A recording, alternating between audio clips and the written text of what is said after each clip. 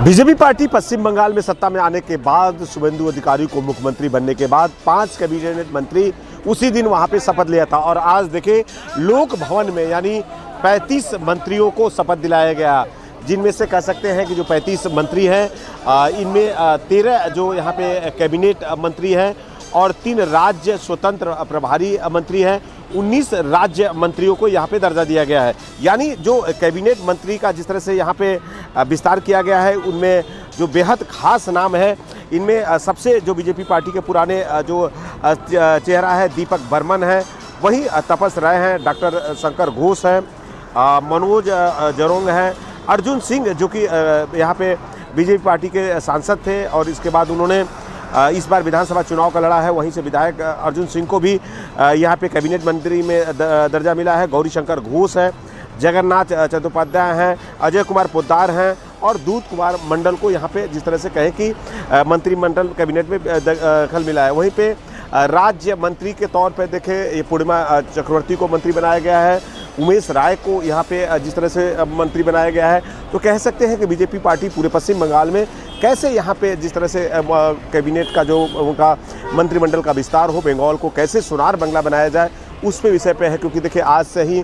पश्चिम बंगाल में लक्की भंडार जो ममता बनर्जी का योजना था उसे अन्नपूर्णा भंडार के तौर पे आज से शुरुआत हो गई है। हर महिलाओं के खाते में 3000 रुपया पहुँचने का है और सारे मंत्री यहाँ पे 9 में बैठक कर अपने अपने मंत्रालय का जिम्मेदारी संभाल लेंगे। कैमरामैन पंकज के साथ मनोज पांडे, न्यूज़ 24 कोलकाता। राहुल गांधी एक दिन की यात्रा पर राजस्थान में है। राजस्थान के अजमेर जिले के पुष्कर में आयोजित कांग्रेस के जिला अध्यक्षों के प्रशिक्षण शिविर में भाग ले रहे हैं।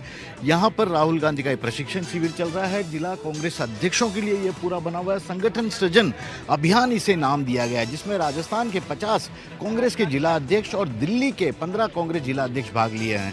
खास बात यह है कि यहाँ पर राहुल गांधी ने इस प्रशिक्षण शिविर का आखिरी दिन जितने भी जिला अध्यक्ष मौजूद हैं उनके परिजनों को भी खास तौर पर यहाँ बुलाया है, उनसे बातचीत की और उनके साथ फोटो सेशन भी करवाया। यह बताने की कोशिश की कि आपके घर के एक सदस्य कांग्रेस पार्टी के लिए लगातार काम कर रहे हैं, ऐसे में आप उनका मॉरल बढ़ाते रहिएगा और उनका सहयोग करते रहिएगा ताकि कांग्रेस पार्टी को और भी अच्छी तरीके से मजबूत किया जा सके। जहां तक इस प्रशिक्षण शिविर की बात है कि पिछले 10 दिनों से ये प्रशिक्षण शिविर चल रहा है। यहाँ पर सोशल मीडिया से लेकर कांग्रेस को तमाम चुनौतियों से किस तरह आगे बढ़ाना है, किस तरह से राजस्थान में सत्ता में कांग्रेस को लाना है, इस तमाम चीज़ों के बारे में यहाँ पर बातचीत की गई। राजस्थान के साथ साथ दिल्ली के जिला अध्यक्षों को भी यहाँ पर बुलाया गया है। एक बात साफ हो गई है कि राहुल गांधी की कोशिश जिला अध्यक्षों के जरिए कांग्रेस पार्टी को और भी ज़्यादा मजबूत करने की रही है और शायद इसीलिए यह पूरा प्रशिक्षण शिविर भी यहाँ पर आयोजित किया गया। कैमरामैन विक्रम सिंह भाटी के साथ श्रीवत्सन, अजमेर, न्यूज़ 24। हो रहे लगातार पेपर लीक पर सवाल उठाया है। कांग्रेस नेता पवन खेड़ा ने कहा कि नौजवान आत्महत्या कर रहे हैं और प्रधानमंत्री मन की बात में देश के लोगों को आम पन्ना की विधि बता रहे हैं। विवाद के बीच सोमवार को नई दिल्ली स्थित शिक्षा मंत्रालय की बिल्डिंग में आग लग गई। दिल्ली के आईटीओ इलाके में स्थित school of planning and architecture परिसर में शिक्षा मंत्रालय के कार्यालय की दूसरी मंजिल पर आग लगी। इसके वीडियो भी सामने आए। कांग्रेस मीडिया और पब्लिसिटी विभाग के चेयरमैन पवन खेड़ा ने प्रेस कॉन्फ्रेंस में पूछा, ये संयोग है या प्रयोग? क्या जो सवाल उठ रहे हैं उसके जवाब आग में जल जाएंगे?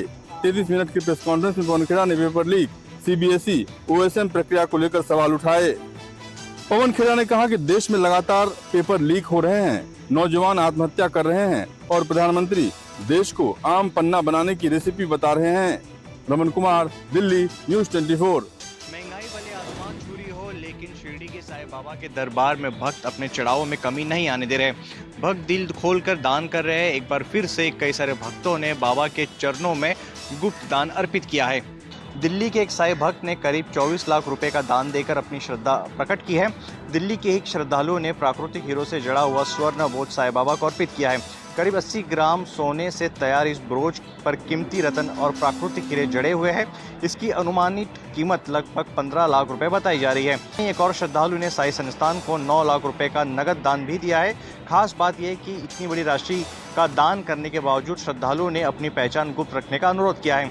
वहीं लखनऊ के साई भक्त गोविंद गोयल ने साई बाबा को लगभग 1 करोड़ रुपए मूल्य का 782 ग्राम वजन का स्वर्ण मुकुट अर्पित किया है। बता दें कि तिरुपति बालाजी के बाद शिरडी का साईं बाबा संस्थान देश का सबसे बड़ा दूसरा धनी मंदिर है। कैमरा पर्सन अचल सिंह के साथ अंकुश जायसवाल, न्यूज़ 24 मुंबई। बीजेपी में बैठकों का दौर काफ़ी तेज हो गया है। कल प्रधानमंत्री के आवास पर भी बैठक हुई, उसके बाद आज नितिन नवीन जो कि राष्ट्रीय अध्यक्ष हैं, देश भर के प्रदेश अध्यक्षों और संगठन महामंत्रियों की बैठक ले रहे हैं। और जाहिर तौर पे मोदी सरकार के जो 12 साल पूरे हो रहे हैं, जिसका 5 जून से 21 जून तक देश भर में प्रचार प्रसार चलना है, उस मुद्दे पे चर्चा हो रही है। उसके लिए एक बाकायदा प्रेजेंटेशन भी तैयार किया गया है कि आखिर किस तरीके से हर घर तक पहुंचना है।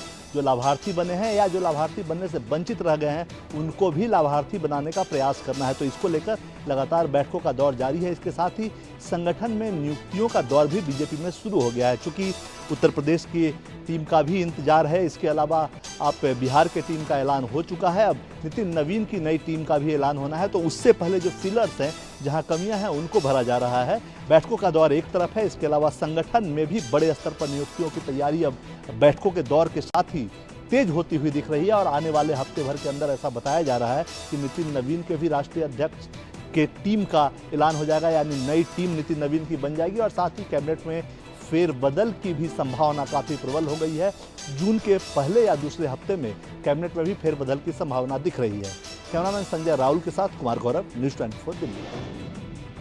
सपा मुखिया अखिलेश यादव ने उत्तर प्रदेश में बिजली सरचार्ज को लेकर योगी सरकार पर गंभीर सवाल खड़े किए हैं। सपा मुखिया अखिलेश यादव ने उत्तर प्रदेश की योगी सरकार को लेकर कहा है कि जून से बिजली का बिल देखकर यूपी की जनता के आंखों के आगे अंधेरा छाएगा। यही नहीं, अखिलेश यादव ने ये भी कहा है कि बिजली बिल के नाम पर बीजेपी साल 2027 के विधानसभा चुनाव के तिकड़मी खर्चों की व्यवस्था के लिए इलेक्शन सरचार्ज लगा रही है। अखिलेश यादव ने ये भी कहा कि बिजली के बिल में बीजेपी का कमीशन बढ़ा है। दरअसल उत्तर प्रदेश में जून माह से बिजली बिल में 10% फ्यूल सरचार्ज में बढ़ोतरी की गई है। यहाँ आपको ये भी बता दें कि बढ़े बिजली सरचार्ज को लेकर राज्य विद्युत उपभोक्ता परिषद ने मुख्यमंत्री योगी आदित्यनाथ को पत्र लिखकर इसे समाप्त करने की मांग भी की है। कैमरा पर्सन धर्मेंद्र साहू के साथ अशोक तिवारी, लखनऊ, न्यूज़ 24। मुख्यमंत्री योगी आदित्यनाथ ने आज यूपी बोर्ड के मेधावी छात्र छात्राओं को सम्मानित किया। मुख्यमंत्री ने उन्हें नगद पुरस्कार और टैबलेट देकर हौसला बढ़ाया। इस मौके पर सीएम ने छात्राओं की खासतौर से तारीफ की। उन्होंने कहा कि इस साल मेरिट सूची में छात्राओं की संख्या छात्रों से अधिक है, जो बताता है कि बेटियां अधिक मेहनत कर रही हैं और बेहतर परिणाम हासिल कर रही हैं। मुख्यमंत्री ने कहा कि छात्राएं परिवार की जिम्मेदारियों में सहयोग करने के बावजूद अच्छा प्रदर्शन कर रही हैं। उन्होंने हल्के फुल्के अंदाज में कहा कि लगता है कि अब छात्र घर में झाड़ू पोछा और दूसरा काम ज्यादा करने लगे हैं, इसलिए उनके अंक कम आए हैं। उन्होंने छात्रों से अपील की कि वो छात्राओं से प्रेरणा ले। सीएम ने बताया कि सम्मानित किए जा रहे 233 मेधावी छात्रों में 138 छात्राएं और कुल 85 छात्र शामिल हैं। मुख्यमंत्री ने विद्यार्थियों को मोबाइल और सोशल मीडिया के ज्यादा उपयोग से बचने की सलाह दी। उन्होंने कहा कि सरकार ने पढ़ाई के लिए टैबलेट उपलब्ध कराए हैं, इसका सदुपयोग करें। सोशल मीडिया पर ज्यादा समय बर्बाद करने से परिणाम प्रभावित होते हैं। मुख्यमंत्री ने कहा कि जीवन में तरक्की सोशल मीडिया के फॉलोअर्स से नहीं बल्कि ज्ञान और परिश्रम से आती है। कैमरा पर्सन मिंटू सिंह के साथ मानस श्रीवास्तव, लखनऊ, न्यूज़ 24। महाराष्ट्र का महत्वाकांक्षी मुख्यमंत्री लाडली बहन योजना से कथित रूप से जो है 80 लाख लाभार्थी महिलाओं को जो है बाहर का रास्ता दिखाया गया है। अब इस पूरे मामले को लेकर राजनीति तेज हो गई है। लाडली बहन योजना से 80 लाख लाभार्थी महिलाओं को बाहर का रास्ता दिखाए जाने के बाद विपक्ष जो है वो सरकार पर अब हमलावर हो गया है। सूत्रों की माने तो जिन 80 लाख लोगों को बाहर का रास्ता दिखाया गया है, उन्होंने तय समय पर ई-केवाईसी की प्रक्रिया जो है पूरा नहीं किया। अब इस मुद्दे को लेकर विपक्ष सरकार पर हमलावर हुआ है। उद्धव गुट की नेता सुषमा अंधारे ने सवाल उठाते हुए कहा कि जब लाडली बहन योजना शुरू हुई तब इन अपात्र महिलाओं ने इसका जो है लाभ लिया, अब इसकी जिम्मेदारी कौन लेगा।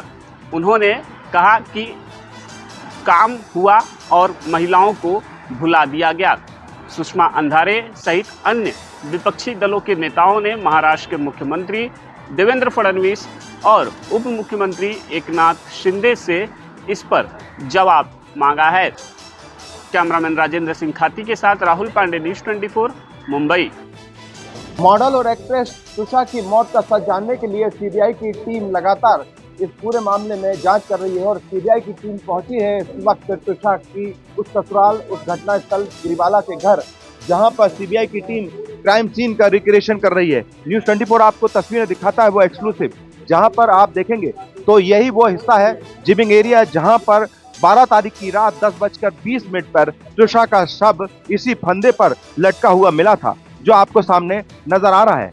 और ये जो सीबीआई की टीम है आपको यहाँ पर दिखाई दे रही है, इसमें आप देखेंगे तो ना सिर्फ समर्थ जो कि तुषार का पति है, बल्कि गिरिबाला सिंह जो रिटायर्ड जज है और तुषार के साथ वो सामने नजर आ रही हैं। और एक डमी तैयार किया है सीबीआई ने, उस डमी को हूबहू जो है उतना ही वजन का बनाया गया है, तैयार किया है जो कि तुषार का वजन था। और आप देखिए तो सीबीआई की टीम ने उस फंदे को लगाकर सामने नजर आएगा कि इस तरह का फंदा जो तैयार किया है वो फंदा भी आपको नजर आएगा इस तरह से। जिस वक्त 10:20 पर 12 तारीख को इसी तरह के फंदे पर लटकी मिली थी तुषार। और सबसे बड़ी बात है कि जो जिम्नास्टिक का जो बेल्ट है वो भी आप देखिए तो इस डमी को पहनाकर क्राइम सीन का रिक्रिएशन किया जा रहा है। कैमरा पर्सन कमलेश व्यास के साथ Vipin Srivastava, news 24 Bhopal. Tender king Rishu Shri की गिरफ्तारी के बाद हुए खुलासे के बाद सरकार ने 2 IAS अफसरों अभिलाषा शर्मा और योगेश कुमार सागर को निलंबित कर दिया था, लेकिन अब इनके खिलाफ जांच बड़ी तेजी से आगे बढ़ रही है और दोनों के खिलाफ ही FIR दर्ज हो सकती है। इस बाबत SBU ने सरकार से इजाज़त मांगी है। वहीं दूसरी तरफ ED ने ऋषु श्री को रिमांड पर लेने के लिए भी आवेदन दिया है। ऋषु श्री से को ED अपने रिमांड पर लेकर पूछताछ करेंगे और इस पूरे मामले को लेकर ED और SBU दोनों की जांच तेज हो गई है। हालांकि अभी भी जांच के दायरे में 1 दर्जन से ज़्यादा अधिकारी हैं जिनके खिलाफ सरकार को रिपोर्ट दे दी गई है और जल्द ही इन आरोपी अधिकारियों के खिलाफ भी कार्रवाई